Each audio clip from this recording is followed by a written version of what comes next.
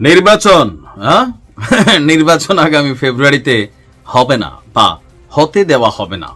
আর যদি ফেব্রুয়ারিতে নির্বাচন হতেই হয়, ডক্টর মোহাম্মদ ইউনূসকে আমার মনে হয় যে অনেকটা কি বলা হয় আসলে শব্দটা কি বলবো, যে এমন একটা শক্তির অধিকারী হতে হবে, এটাকে স্বয়ং আল্লাহ পাকের সাথেই তুলনা করা যায়। কারণ মৃত ব্যক্তিকে জীবিত করা তো কোনো মানুষের কাজ না, পীরতন্ত্র অলিয়া উলিয়ার কাজও না। তাহলে এই ক্ষমতা একমাত্র আল্লাহ রাব্বুল আলামিনের আছে।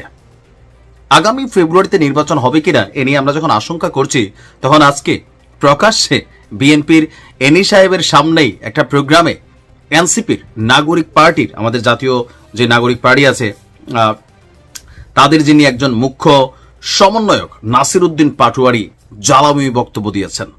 তারেক রহমান গত বছর আগস্টের পরপরই বলছিল যে এবারের নির্বাচন খুব কঠিন হবে, ইতিহাসের সবচেয়ে ভেজাইলা নির্বাচন হবে। আসলে কি সেই পথে হাঁটছে? কারণ ডক্টর ইউনূসের জন্য যে শর্তগুলো দেওয়া হয়েছে এগুলো কি আদৌ সম্ভব, অথবা বাংলাদেশের মানুষ এনসিপির কথায় আসলে নির্বাচন থেকে কি পিছাই যাবে? ডক্টর মোহাম্মদ ইউনূস অলরেডি নির্বাচন কমিশনকে চিঠি দিয়ে দিচ্ছে ফেব্রুয়ারির প্রথম সপ্তাহে নির্বাচন আয়োজন করার জন্য। অলরেডি নির্বাচন কমিশন তারা আবার ব্যবস্থা নেওয়া শুরু করছে, স্বরাষ্ট্র মন্ত্রণালয় কাজ শুরু করছে। এর মাঝখানে আগামী ফেব্রুয়ারিতে নির্বাচন হতে দিবে না এনসিপি। যদি ডক্টর ইউনূসকে নির্বাচন করতে হয়, কয়েকটি শর্ত পূরণ করতে হবে। শর্ত কি? নাসির উদ্দিন পাটোয়ারি বলছে নির্বাচনের ডেট ঘোষণা হয়েছে, ফেব্রুয়ারিতে নির্বাচন হবে, ফেব্রুয়ারিতে নির্বাচন হবে না। এখন তারাবাই কিংস পার্টি, কোনটা ডক্টর ইউনূসের মনের কথা, কোনটা নাসির উদ্দিনদের মনের কথা, এ নিয়ে কিন্তু একটা কনফ্লিক্ট দেখা যাচ্ছে। এই নাসির উদ্দিনটাই 5ই আগস্ট সমুদ্রের তীরে বৈশা অনেকক্ষণ চিন্তা করছে নির্বাচন কেমনে পিছানো যায়, রাজনীতি নিয়ে কি করা যায়, সমুদ্র ফ্রেশ হাওয়া খাইয়া সম্ভবত আইডিয়াটা আসছে মাথায়। তো কি, যদি ফেব্রুয়ারিতে নির্বাচন হয়, আমার যে ভাইয়ারা শহীদ হয়েছিল, রক্ত দিয়েছিল সংস্কারের জন্য, তাহলে কবরে গিয়ে তার লাশটা ফেরত দিতে হবে ডক্টর ইউনূস সরকারকে। এই কারণে ভিডিওর প্রথমে বলছি ডক্টর ইউনূসকে একদম ঐশ্বরিক ক্ষমতার অধিকারী হইতে হবে ফেব্রুয়ারিতে নির্বাচন করাইতে হইলে। তার বক্তব্য, আমার যে ভাইয়ের হাতটা চলে গিয়েছিল, যদি সংস্কার কাজ শেষ না করে নির্বাচন হয়, তাহলে এই সরকারকে আমার ভাইয়ের হাতটা ফিরিয়ে দিতে হবে।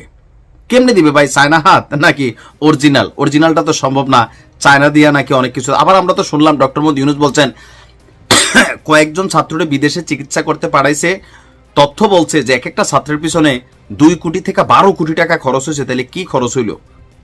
আচ্ছা, এরপরে বলা হচ্ছে যে মায়ের বুক খালি হয়েছিল, ওই মায়ের বুকের সন্তানকে ফেরত দিতে হবে।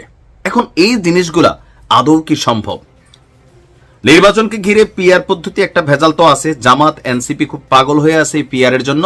দ্বিতীয়ত হচ্ছে এই যে অদ্ভুত শর্তাবলী দিচ্ছে, অনেকে বিষয়টাকে হালকা নিচ্ছেন, কিন্তু এনসিপি চাইলে এটা নিয়ে ডক্টর ইউনূসের সামনে এমন একটা অবস্থান দাঁড়া করাইতে পারে, রাতারাতি যেভাবে নির্বাচন ফেব্রুয়ারিতে ঘোষণা করছেন ওইরকম একটা সিচুয়েশন থেকে আবার সিদ্ধান্ত বদলাইয়া গেলেও যাইতে পারে যে ফেব্রুয়ারিতে নির্বাচন হবে না। বিএনপি সম্ভবত এর জন্য স্পেসিফিক ডেট চাচ্ছেন, ডেট যে কত তারিখে নির্বাচন। এখন এনসিপির এই দাবি বা জুলাই আন্দোলনের যে চেতনা, সেই চেতনা থেকে তারা যে বক্তব্য দিচ্ছেন, ডক্টর ইউনূস সরকার কি এগুলা মানবেন নাকি মানবেন না? যদি মানেন তাহলে ভেজাল নির্বাচন বিএনপিতে হবে না, ফেব্রুয়ারিতে হবে না। আর যদি না মানেন তাহলে নির্বাচন হতে দিবে না। উনি আসলে কোথায় যাবেন? সময় বলে দিবে। ভালো